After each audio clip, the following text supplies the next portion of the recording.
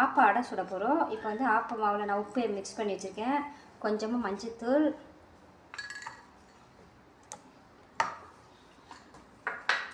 அடுத்தது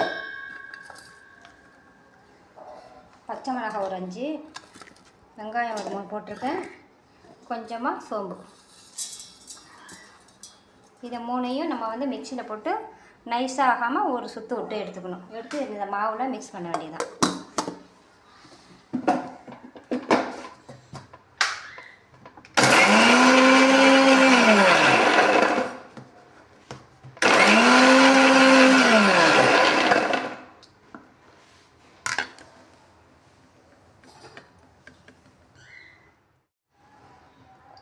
லைட்டாக ஒரு சொட்டு தண்ணி மிக்ஸ் பண்ண வேண்டியதுதான்.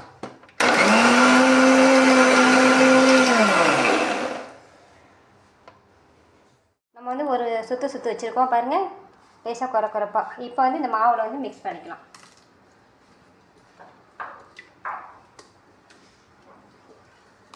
தண்ணிலாம் மிக்ஸ் பண்ண வேணாம், அப்படியே நம்ம போட்டுக்கலாம்.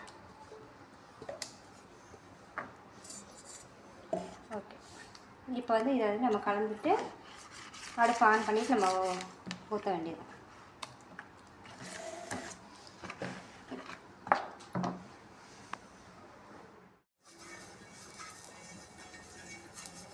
இப்போ வந்து நல்லா தோசைக்கல் காஞ்சிடுச்சு. இப்போ வந்து நம்ம அடை மாவை ஊற்றிக்கலாம். இது வந்து ரொம்ப நைஸாக ஊற்றக்கூடாது, கொஞ்சம் குண்டாக அப்படியே இது மாதிரி ஊற்றணும். நம்ம அடைக்கு எப்படி ஊற்றுமோ அதே மாதிரி தான்.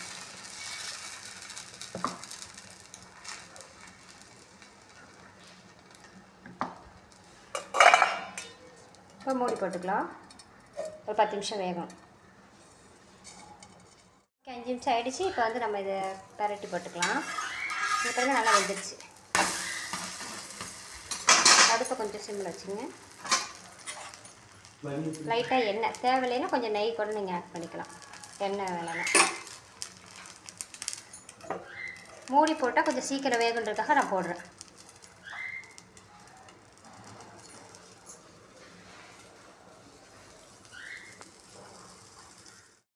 ஓகே, வெந்துடுச்சு. இப்போ பாருங்கள், 2 சைடுமே நம்மளுக்கு கரெக்டாக வந்துடுச்சு. இந்த அளவு ஊற்றுனீங்கன்னா போதும்.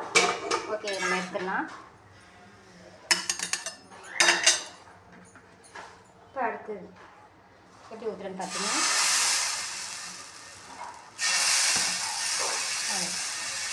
அப்படி சப்போஸ் உங்களுக்கு வந்து நைஸாக வேணும்னு நினச்சிங்கன்னா நீங்கள் கொஞ்சம் லேசாக நைஸ் பண்ணிக்கலாம். வெந்துடுச்சு.